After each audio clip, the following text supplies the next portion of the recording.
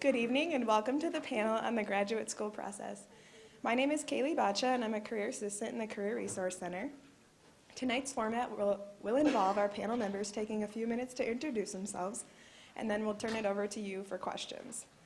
Alexandra Deemer, a recent grad attending the Humphrey School of Public Affairs, could not be here due to a last-minute scheduling conflict, but she's willing to talk with students if you're interested. So we can provide you with her email after the panel. Just come and ask us at the back table. And we will have the session go for until approximately 8 p.m. and then you can come up and talk to the grads individually if you have further questions. And we ask that you please take the time to fill out the evaluation we provided and turn it in at the back table after. So I will turn it over to Dana and she will start the panel with introductions. Hi, my name is Dana Joseph. I graduated from St. Ben St. John's in 2009, and then I went to law school at William Mitchell in St. Paul. So I just graduated law school in May and took the bar exam at the end of July. I went to law school directly after graduating. I spent the summer in Spain between undergrad and law school, and then I went straight to school. And I finished in 3 years, which is typical of law school, even though I only went part-time for most of law school at William Mitchell. And how we get in? Is that okay? I don't really remember what I'm supposed to talk about. But I decided to go to law school when I was a little kid, so that was pretty clear when I got into college what I was going to do. I did political science major, sociology minor, super typical once you get to law school to find people like that. And I just knew straight through, so it was pretty easy for me to decide and kind of gear my education that way. I actually took the LSAT twice. I took it 5 days after getting back from South Africa, mostly because I had already paid for it.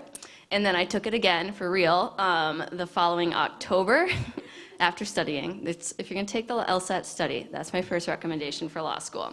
After you take the LSAT, the application process for law school is pretty straightforward. You fill out whatever application for the schools you're looking at. You submit some essays, personal recommendations, and then there's not an interview process at William Mitchell, but some law schools do require that you interview with them. So look into that. And then I went to school. You can ask any questions you want. All right. My name's Brian Jenison. I'm a 2011 grad, so some of you may have been here when I graduated. I believe I'm the youngest person at this panel.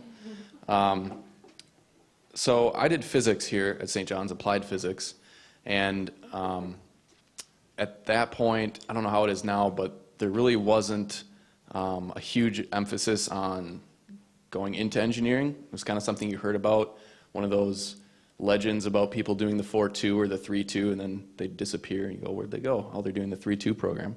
So I kind of am doing a 4-2 program. I'm in my second year right now at the U of M for mechanical engineering, and I kind of just fell into it by accident with a little bit of preparation, but I kind of had to do it myself, a lot of initiative. I asked professors, students who had graduated a year before me, say, well, email them, what are you doing? And just kind of go about it that way.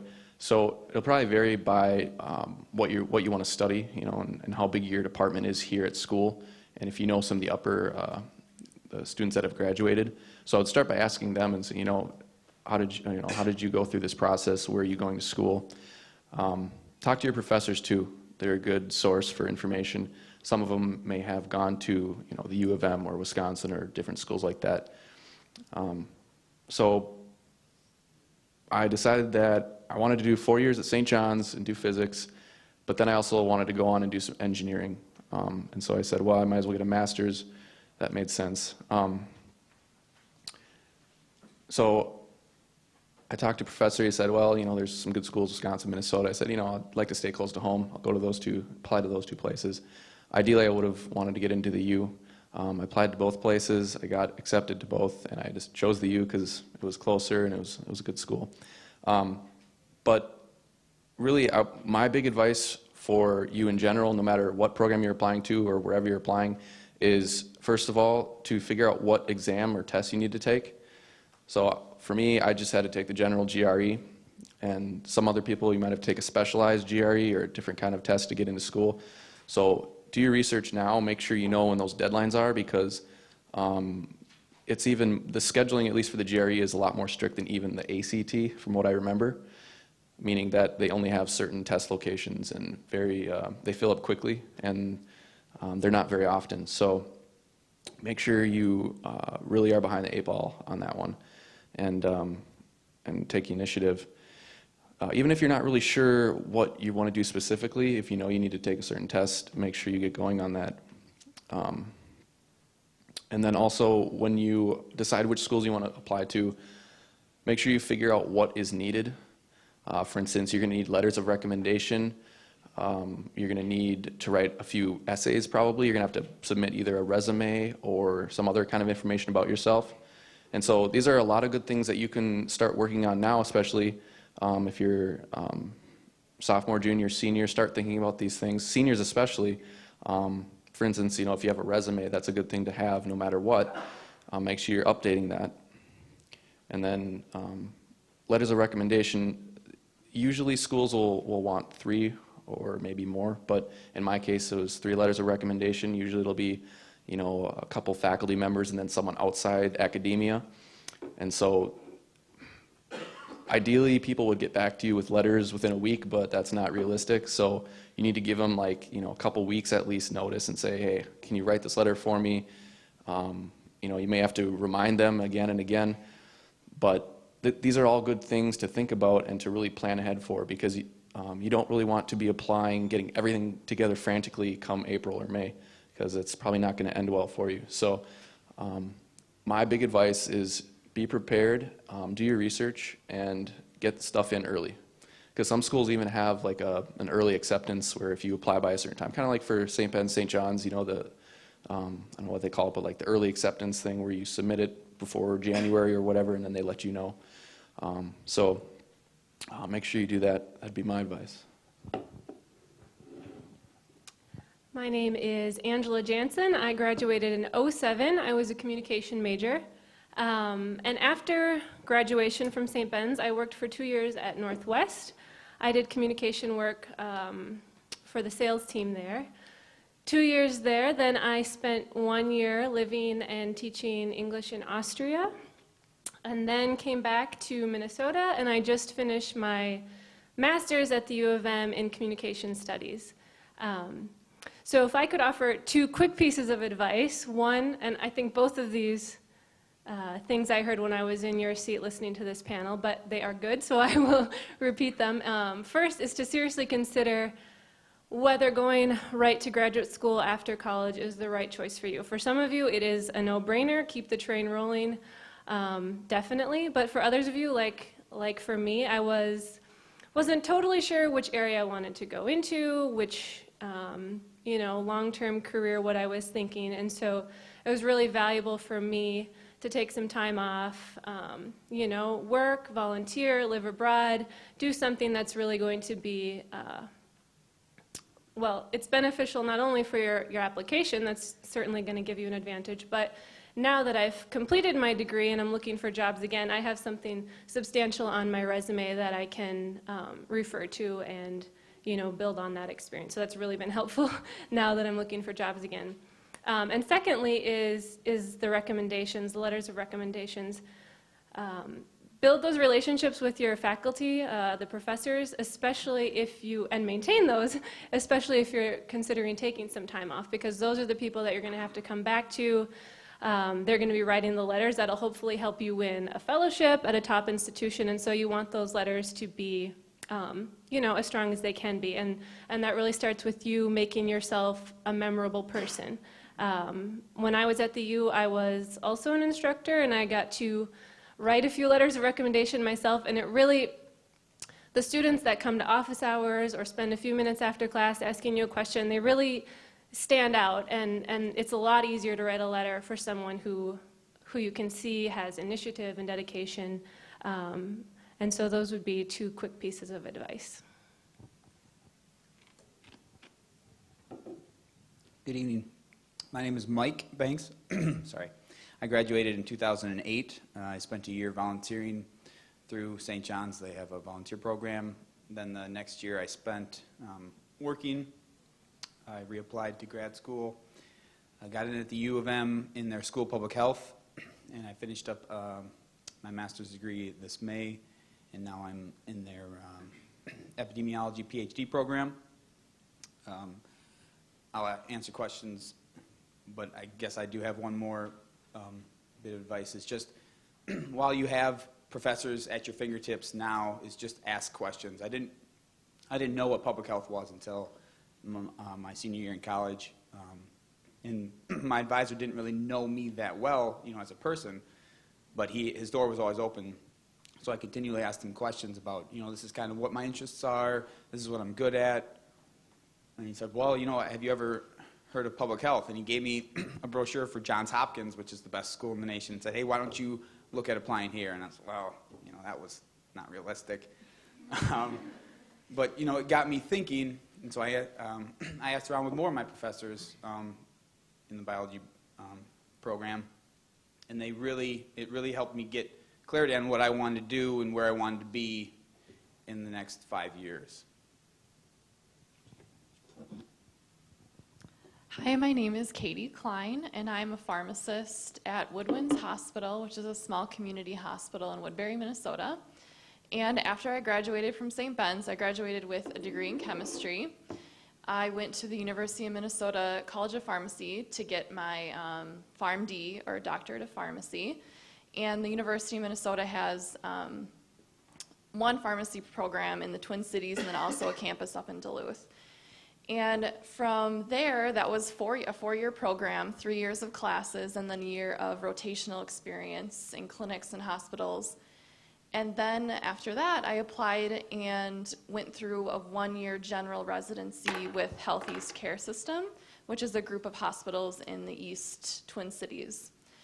From that experience, I was able to get a staff pharmacist position at one of those hospitals, Woodwinds, which is a holistic care hospital in Woodbury.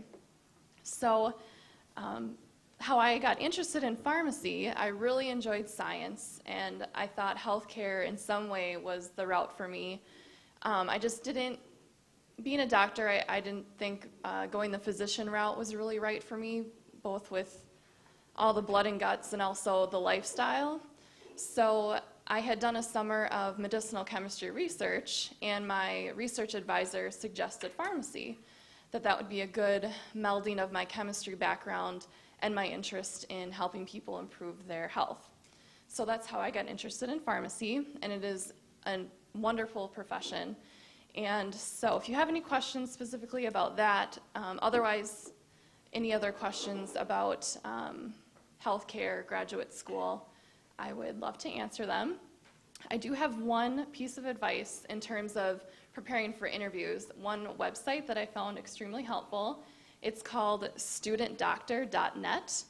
And you can go on there and look at different schools, whether it's dental school, medical school, pharmacy school, and then drill down to different specific schools like the University of Minnesota.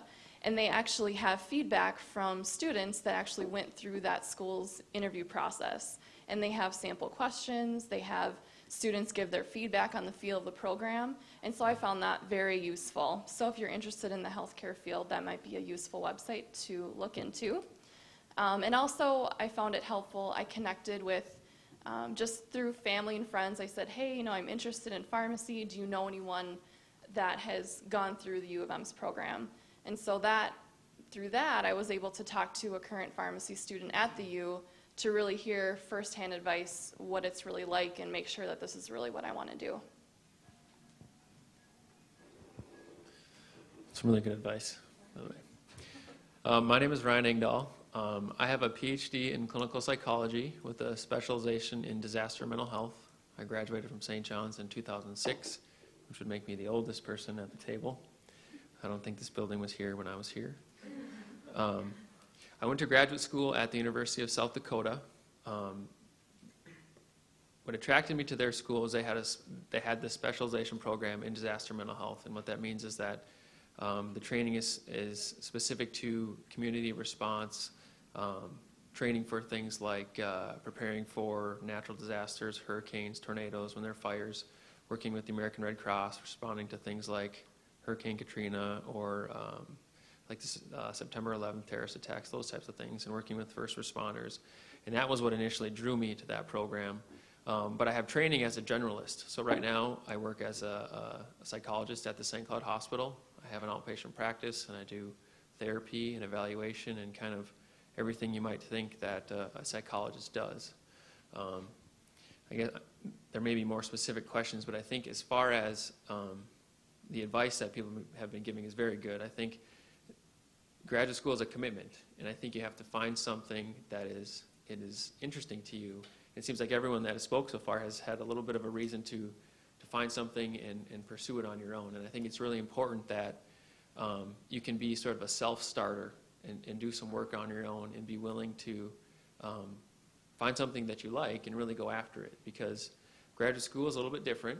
You know, if you kind of, I think, if you take sort of what your hardest undergrad class is and sort of have a bunch of those, that's what graduate school was like for me, at least in my experience, and maybe people can speak to that too when we talk some more. But it's really important to find something that's meaningful for you, so it's worth the time and the effort and the extra however many years it takes for school. For a doctoral degree in psychology, you have to do typically about 4 or 5 years of academic work after undergraduate, and then there's a 1-year requirement for an internship. It's just like a residency. They call it a pre-doctoral internship.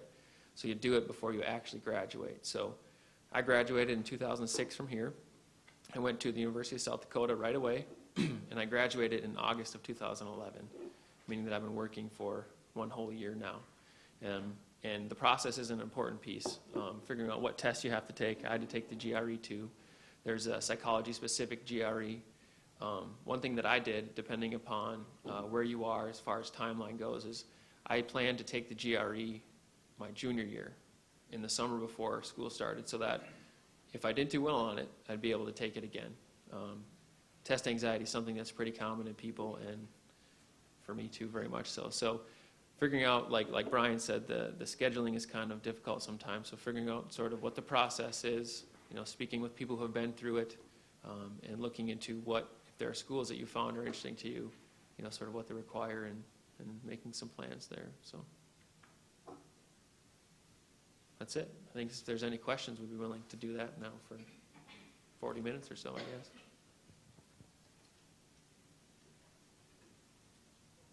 Anybody?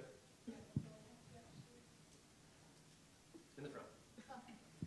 Is there a specific GRE for what the public health is like? No, it was just the general. Was it general? Could you repeat the question? Sure.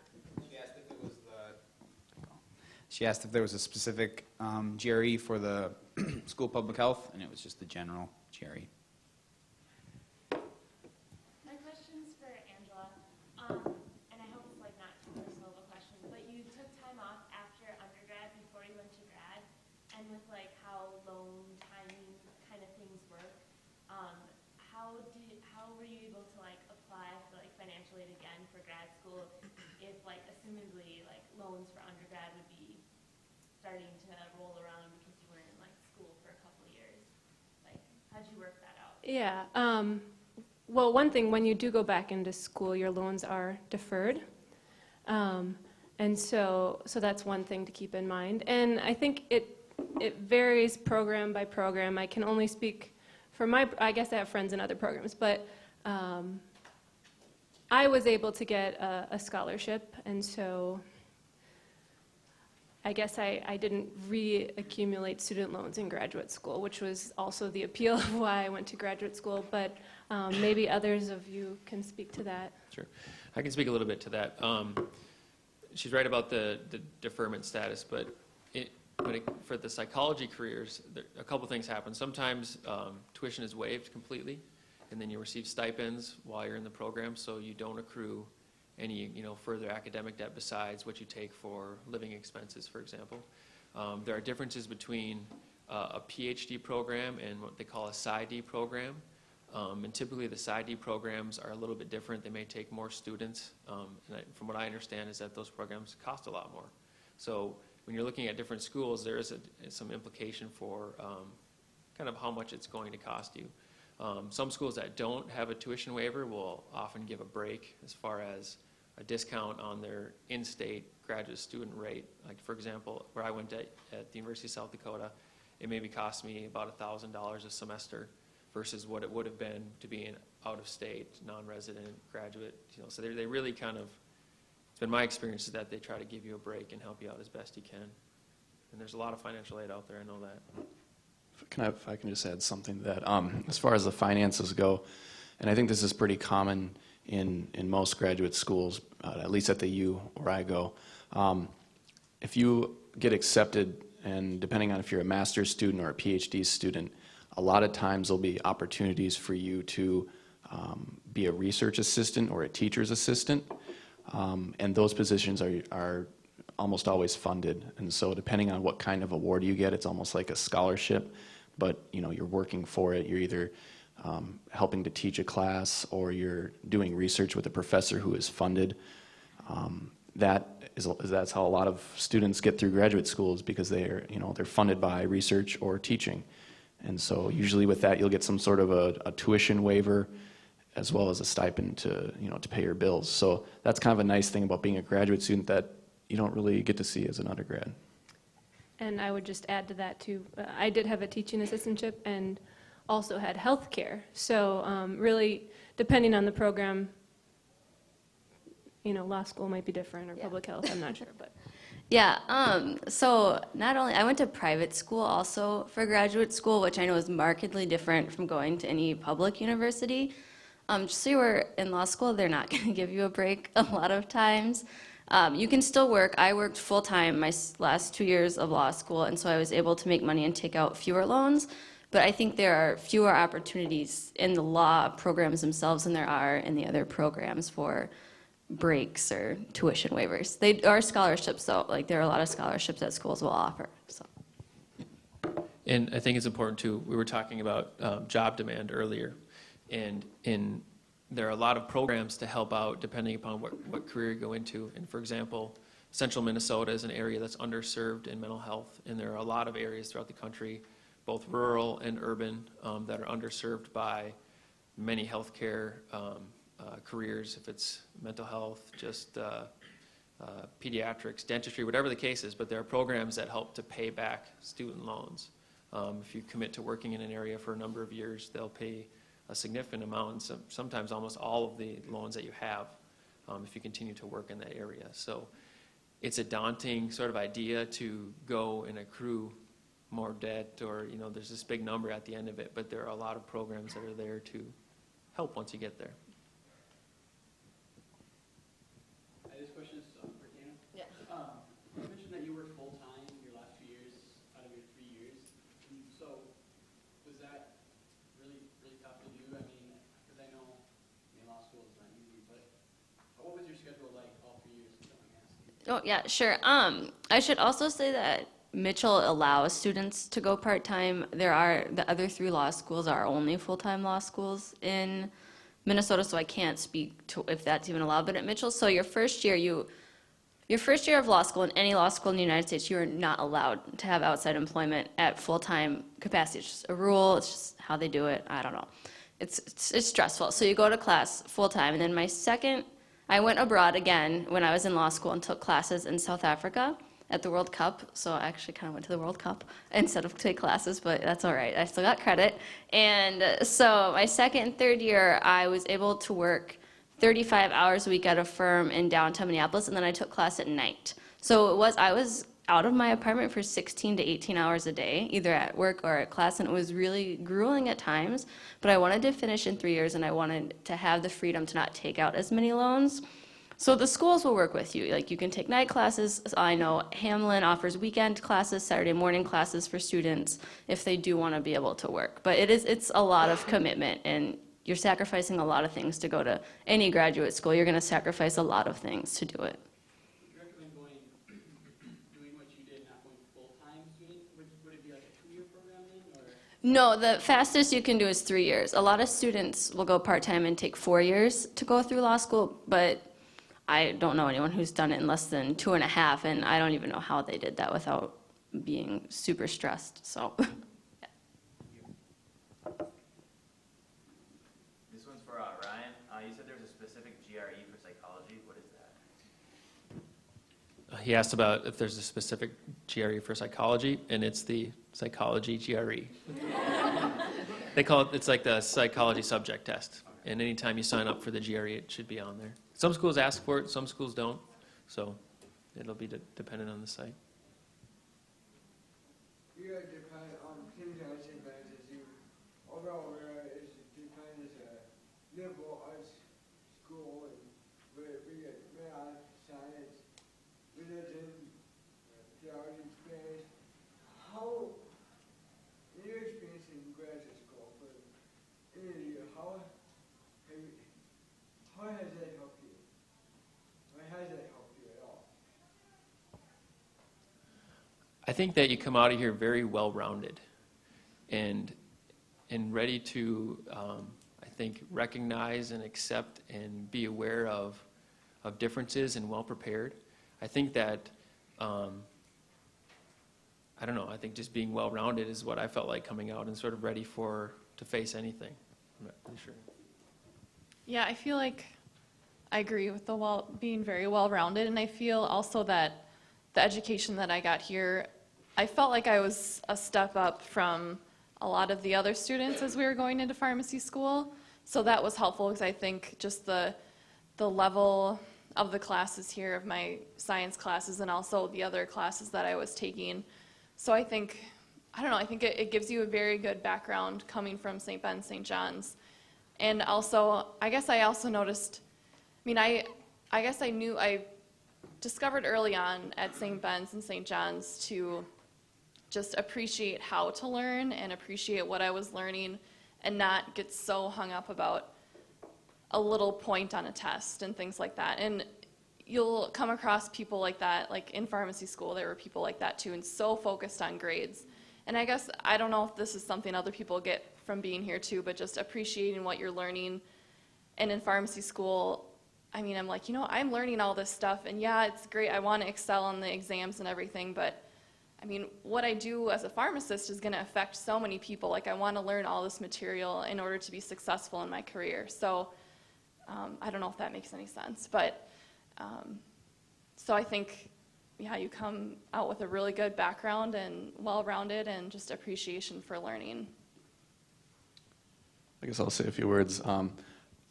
I started in physics here, and about my sophomore, junior year, I realized that I wasn't going to make a career in physics. A lot of people go on to teach or research, but I didn't want to do those things. I still enjoyed physics, but I realized that I was called to be an engineer. And so I love St. John's, so I stayed here and I finished my 4 years. But I was a little worried going into grad school because, I didn't really know anything about mechanical engineering. I hadn't taken any of the engineering courses.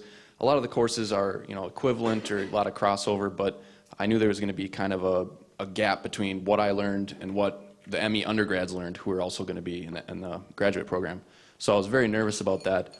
And there was a little bit of learning and some stress with that, but it wasn't as bad as I had imagined. And actually, now looking back on it, I feel like right now I have kind of more of an advantage over those people who started in mechanical engineering and now they're doing more, because at the U, they do take some classes outside their department. They do have to do some writing and such.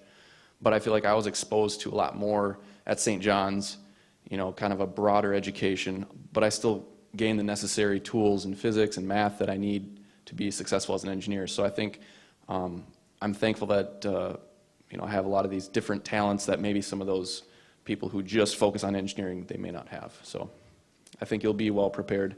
And if you're worried about that jump, if you're going into law school and you don't know a ton about law, there's a lot of majors that go into law school. So don't worry too much about that. As long as you know that you're going to love what you're going to study, you'll be fine. So I think I have something that may be for strictly science students. And this, I think it covers this question. So when I was here, I didn't know about research opportunities at a large school like the U of M or a large, the University of Wisconsin or South Dakota. They're going to have funding opportunities for professors and faculty where they'll do research and they'll hire out students. And I didn't know if that existed at St. John's, or I guess I don't know if I just even really cared. I didn't look for it. But I have to think that it's here. And if it's not here, or if what you are interested in, whether it be just something very simple, doesn't exist here, doesn't mean that you can't go ask a professor, hey, listen, I just need someone who will support me or answer my questions when I have them along the way in whatever scientific process I'm doing or study I'm doing. Because it's really beneficial for you if you're going to be in grad school when it comes time to apply for those teaching assistant positions and those RA positions, to have something on your resume that is practical or applicable for research outside of like a course room setting. So I mean, you've done all of your research projects in a course.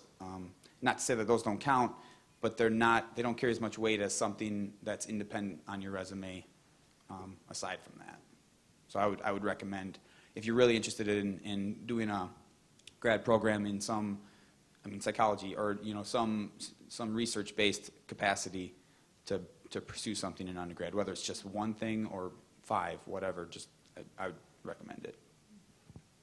Yeah, I want to echo that, and he's exactly right on, because when you apply to graduate school, and like when you go to take the GRE, you have to remember that these are people throughout the country. Everyone who's taking this is thinking about going to graduate school. So we're talking about a different population here. So everyone will have taken the classes, and everyone will have done the research, requirements for the courses. And so being more involved than maybe the next person is a really good idea. And I think you can do that by asking professors, like, well, what are you working on outside of classes? And is there any way I can help with research? And you might find out that you're like a data entry grunt, and you're coding stuff and just putting it into a computer, but that's the process. And that's, in psychology, that's a huge part of research, is that's the work that gets the work done. And so you start there and then work your way up. And I think personally, when I was here, Roger Narlock was teaching something my first year, and I asked if I could become involved, and literally that's what it was. But then that branched into something else, and then working with other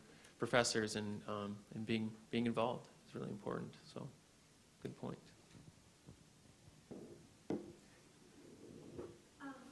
So when you were applying to graduate school, approximately how many graduate schools did you apply to, and why did you decide to apply to them specifically?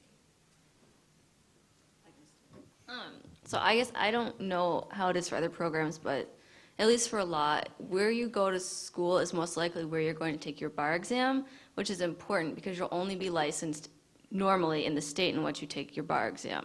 So I applied actually only to William Mitchell in Minnesota because I didn't know if I wanted to stay in Minnesota, so I applied to schools where I wanted to live, and that was my theory, and where my scores put me in the upper echelon of who they were accepting. So I probably applied to 6 or 7 different schools across the nation and got into most of them, and then just made my decision based on if I wanted to stay in Minnesota. It's where my friends were. It's where my community was at that point, so I stayed. But I don't know, I'd say diversify where you want to apply. That's what I did. I kind of shared a little bit of this already, but I basically, this is data that's available online. You can go and see where the different schools rank in terms of how successful their programs are, how respected they are, and they'll list them out, number them, and so Minnesota and Wisconsin, at least for mechanical engineering, are top 20 schools, and so I figured I didn't want to go too far for school because family's important to me, so I just applied to Minnesota and Wisconsin.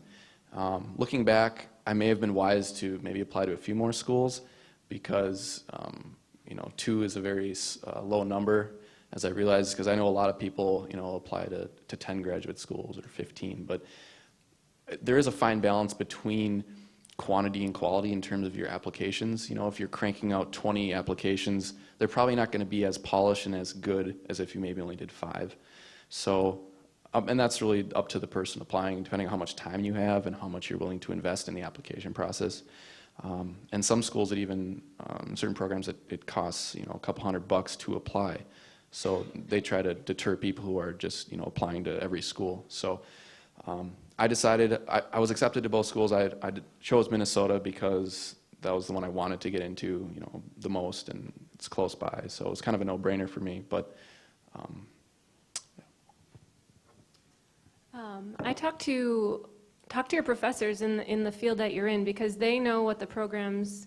They don't know the reputation of the programs, and that reputation changes over time. And so, at least in my field and in social science fields, I think you generally go to a place that is strong in whatever it is you want to study. So you go where the top academics are, and your professors know where these places are, and they'll give you their honest opinions.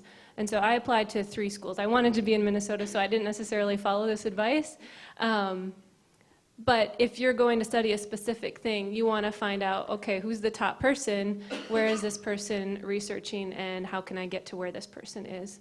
So that would be one piece of advice. Definitely talk to your professors here. They're going to know the reputation. Of course, you can find stuff online, but they're a really good resource.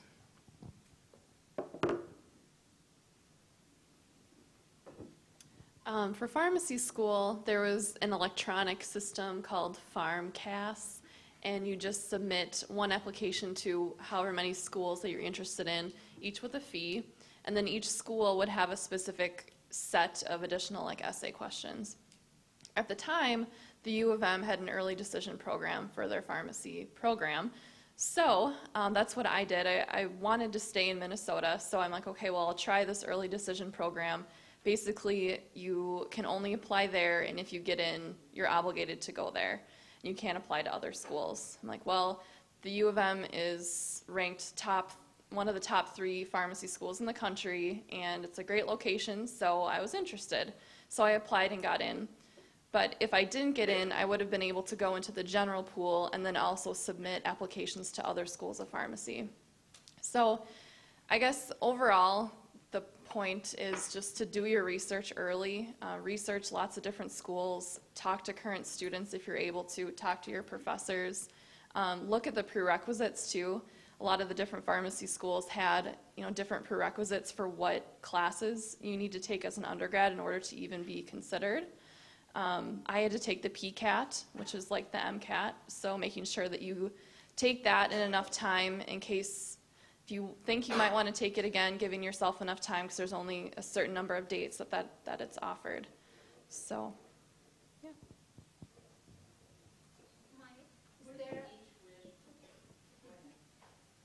Go ahead. Is there a specific classes for public health? Because I'm interested in public health of maternal child. Question was, are there specific courses for public health? Do you mean here at the U? Yeah, I mean, they have a whole school. So I guess.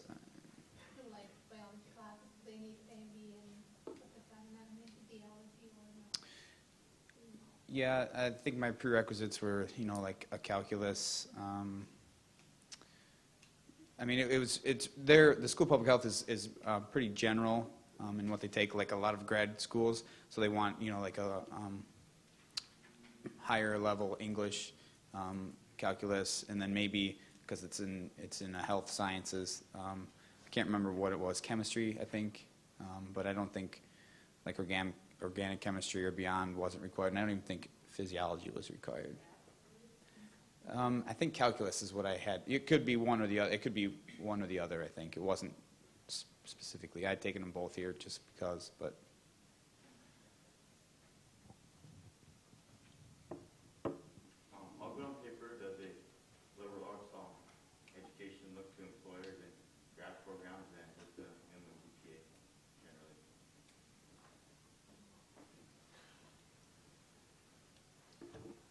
I don't know. I can't. I mean, I did run into a couple times when I was in the hiring process of the U of M where they were like, well, the person I was interviewing was like, well, yeah, you're going to be looked at pretty highly here because so-and-so is from St. John's. And so really I'm not saying that a liberal arts education puts you that much above people. I mean, it's really, they're looking at a whole bag of things. Like we had said, experience, GPA. I can't speak to a minimum GPA that would be required, but it's just it's a broad.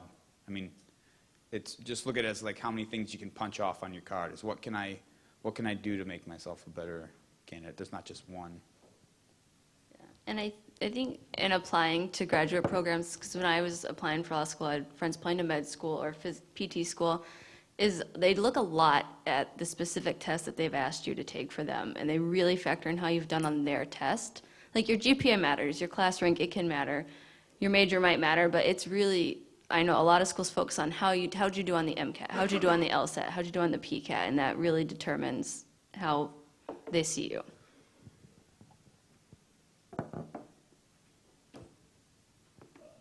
Go ahead. Okay. Have any of you applied for fellowships, whether like externally through NSF or like at your university? And I don't know. Like, are those helpful? Well, for my program, all of the applicants are thrown in the pool for either fellowships or research assistantships or teaching assistantships. And I think depending on the program, they might offer 1 or 2 fellowships. But then you're also, I think it was a separate application for these. I guess I don't really have any more to say than that, but yeah, I applied and they're out there and they're really helpful because then you don't have to research or teach. I guess in the medical fields, people will do residencies. And so I completed a pharmacy residency after pharmacy school, and that's kind of another way to differentiate yourself because it's not, in pharmacy, residency is not required, but it is kind of a step above if you want to do more clinical work. I wasn't interested in working in the retail side of pharmacy, like CVS, Walgreens. I wanted to work more in a hospital setting, clinical work. So I applied to a residency, which was basically like applying to pharmacy school all over again. A very grueling interview process and kind of like a match program like medical school residency as well. And it's just another level of hands-on learning, but kind of with a little safety net still. So I don't know much about fellowships, but I guess that's kind of the equivalent on my side.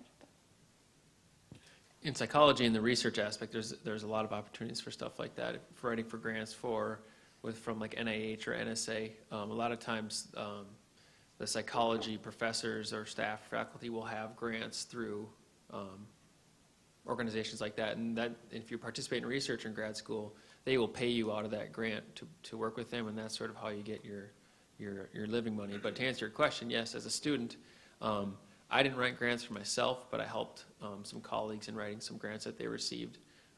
And one of my colleagues actually stayed on for next year because he received a really big grant from NSA, and then actually wrote another one. And he's now teaching up at NDSU based upon the grant that he started in graduate school. So there are those opportunities as a student to do that. Just one more thing about the fellowships. What really can help you earn these fellowships are these letters of recommendation, which I already spoke about.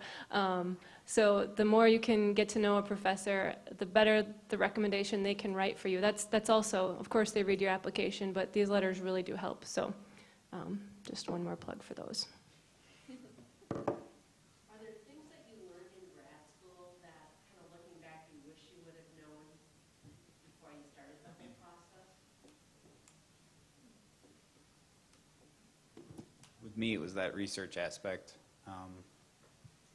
But I think one other thing I'd like to touch on, because I don't know if question will be raised in the next 15 minutes, is your personal statement or your own writing is also really crucial. I guess you really need to be able to tell your story of why this degree is necessary for you to go on. So maybe it's self-evident with a law degree. I mean, you can't practice law unless you have a law degree, right? Or to be a clinical psychologist. But, I mean, I could with a biology degree be on somebody's study. I could be a research assistant for someone, but I don't want to be a research assistant. I want to, I went on, and I'm in a PhD program so that I can lead, or so I can be somebody who's, in charge and has, striving for new ideas and things of that. So, I mean, you really have to be able to tell your story of what is this degree, why is it necessary for you, and then kind of weave in there, how did you get to this point, or what led you to this path? And maybe it was you always knew you wanted to be a lawyer, but you should really be able to articulate well why that is. And going off that, when you're deciding, where to apply and those things, make sure, like he said, make sure you know your motives and think about, is this really what's best for me? Just because it's a master's or PhD degree doesn't necessarily mean you'll be better off for it. For instance, one thing that I learned being in graduate school, especially my first year, was about halfway through the school year, I started saying, man, this is too much all of a sudden. I just graduated from St. John's, and you kind of, springtime, you're just graduating, turning everything in, you're at an all-time high, say, yeah, I can go do it, I can do anything, I'm going to more school. And then once fall rolls around, you're kind of back here, it's like, oh, I got another 2 years of school left. Trust me, it hits you. But I plowed through it, so I'm on the second year now. But just make sure that you're going to have those highs and lows where you're going to think, why did I do this? Why didn't I just go get a job like my friends who are, just making car payments? They got a brand new car. You're still, riding your bike, taking the bus, which is good, by the way. If you go to Minneapolis, take the bus. That's good. But yeah, just make sure that, I think someone down here mentioned you're a self-starter. I think all you guys are self-starters because you got into St. John's and St. Ben's, and you're here and you're in college and you're probably, sophomores, juniors, and seniors, and you're looking at grad school. So I don't think there's any doubt that you're all self-starters. But the big thing that I heard, I didn't make this up, but I heard this is you need to be self-finishers, and to persevere and to really have that sense of self, and what you're about, that sense of purpose, so that you can finish the job. Because it's not easy, getting into grad school and then, realizing you don't want to be there and leaving. That can be a tough thing. You kind of feel like you wasted time, but make sure that, if you're going to do it, make sure you're determined and that that you want to finish and that you can finish. And so that's my advice.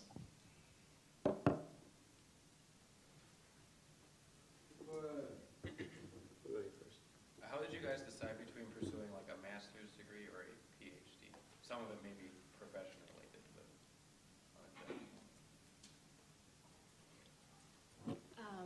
Well, I went to graduate school with the intention of doing my PhD, and after a 1 year, I kind of made the decision that for now I'm going to stop with an MA, and so I think it's okay to go in thinking one thing and to let yourself change where you think you might go. So.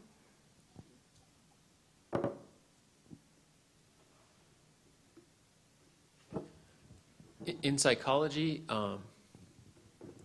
there's opportunities as in counseling and therapy at a master's level, and then there's opportunities at a PhD level. And I think what a psychologist has to offer that a master's level or a social work type of therapist doesn't is that we have training in evaluation and research. So if someone comes in and needs some type of assessment or testing done, that's done with a doctoral level, either PsyD or PhD therapist. So that's one thing that the extra training, the different degree has to offer that the other one doesn't. There's a big research component typically to a doctoral degree versus a master's degree. There are a lot of opportunities out there for both ways, and sometimes, like you said, it's dictated by the field you want to go into or really what you want to do. I mean, if research and testing isn't your deal, then why 3 extra years of school maybe? So. I always had the intention of going on for a PhD, and I haven't found a school of public health that admits you directly into the PhD program. They usually want you to do an MS or an MPH. And so if you do that degree, you can throw some of those credits towards your PhD in the way that maybe if you tested an IB or AP, you threw credits in some direction here. So it doesn't, if you do the MPH or the MS, then it cuts down a little bit of time. I'd just like to add one more quick thing. Some programs that you're applying to look more favorably upon those people who are considering PhDs. In the mechanical engineering program, especially at the U, I think they're more likely to accept you and or provide you with funding if you're a PhD student. So while I would not recommend lying on your application, I would, if you're at least thinking about a PhD or you're not sure, you can always change later once you're accepted. But kind of a little trick to the trade is if you're thinking about it, just put down you're thinking about PhD, and it might help you. So I agree 100%.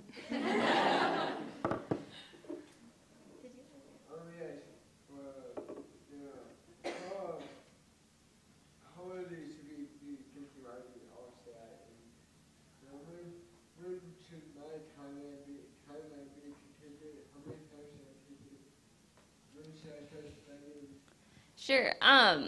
The question is about the LSAT and when you should start taking for it, when you should take it. Like I said, I took it twice, mostly out of necessity. You take it, I would really recommend at the end of your junior year here at St. Ben's or St. John's, because you need to start applying to grad school your senior year. And I think across the board, advice is the earlier you take your graduate program test, the better off you're going to be, because I wanted to take mine again. And so I took it again in October of 2008, and then I was happy. So I had almost 6 months to apply to schools based on that test. And it's just, if you don't do so well, if you get nervous, these tests are difficult to take in and of themselves. If you want to take it again, the earlier you do it, the better. But I think most people take them after their junior year of college, before their senior year, so they can start applying to school if you want to go straight through.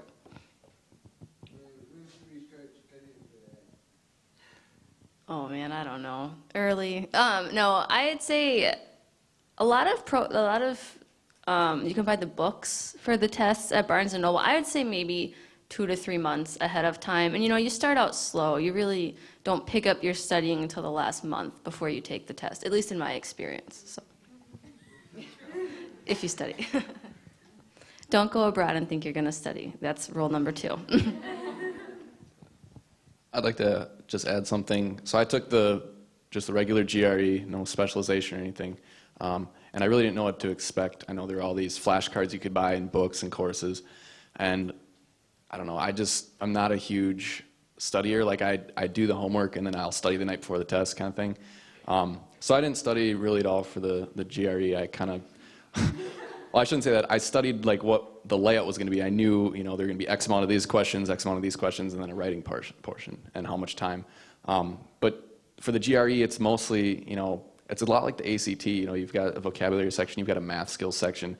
And I had already been taking a lot of math, and so I didn't really feel like I needed to study math.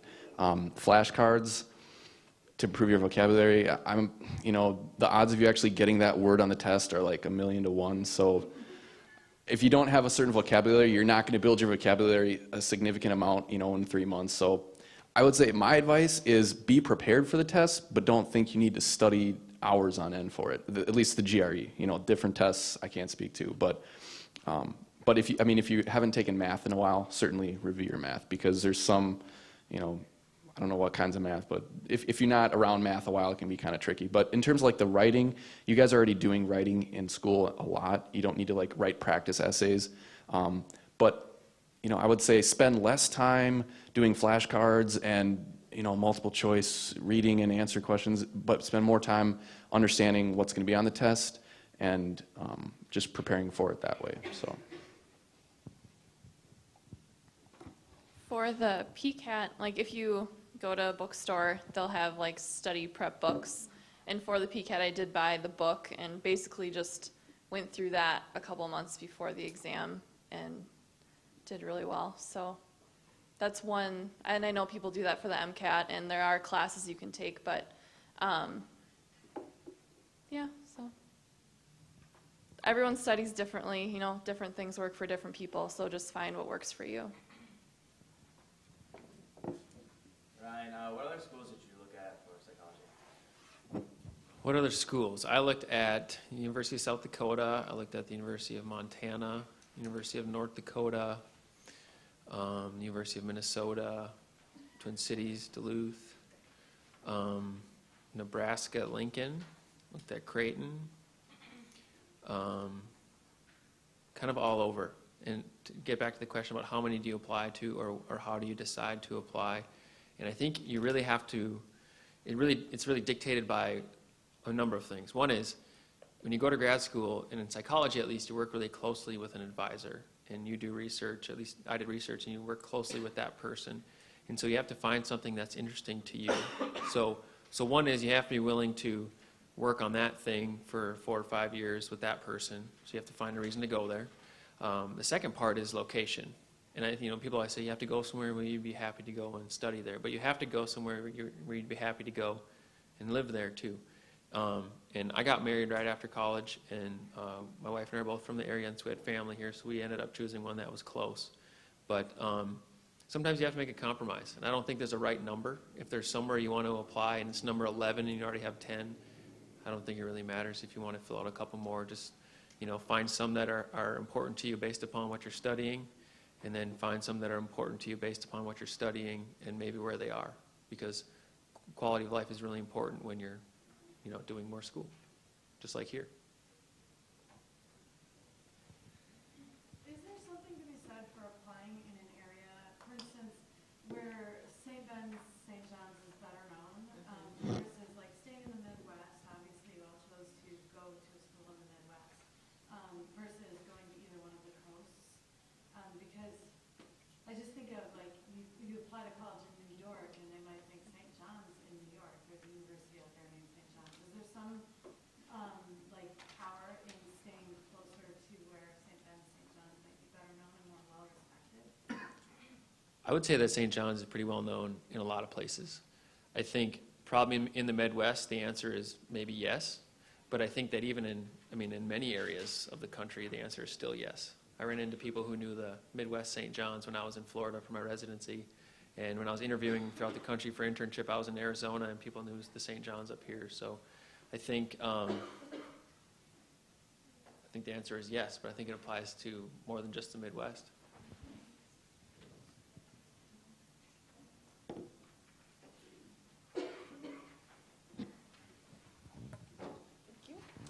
So at this point, we just want to thank our panel members for coming tonight.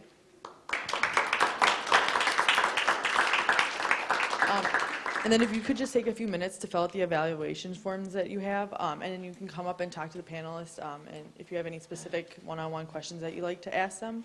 Other than that, you can enjoy some refreshments in the back, and we just want to thank you for coming tonight.